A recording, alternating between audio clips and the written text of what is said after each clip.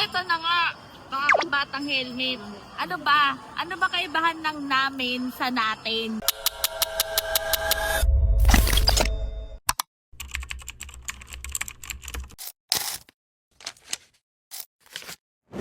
So ayan nga, naglabas nga ng pahayag ni Jogapur.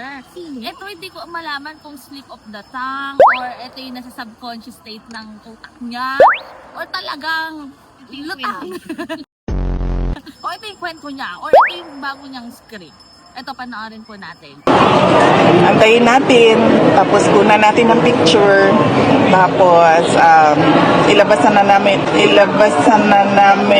naman natin yung pictures kung merong mga bagong maletas na lalabas. Ayan nga mga kabatang helmet, ano ba talaga Jogapur? Namin? Namin? Natin. Natin.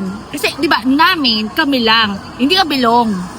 Kasi kami lang kami lang nakakaalam, kami lang yung pwede maglabas. Kasi okay. kami yung maglalabas. Pero pag natin, involved kayo, Kasali. involved ang lahat. Oh, sino Diba? kasali dyan? So ayan nga mga bata helmet, hindi ko alam kung Freudian slip of the tongue. Ano?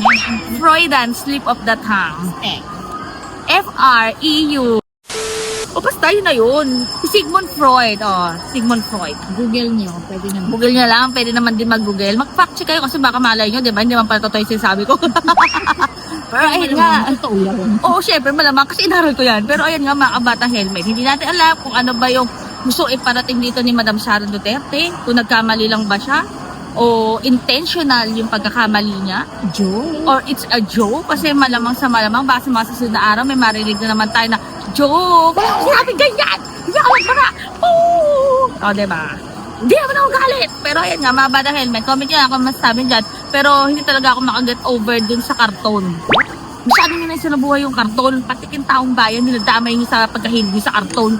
Kaloka yan na. Pero ayan nga, comment nyo na kung ano masasabi dyan. Basta namin maleta lalabas namin. Tapos biglang natin.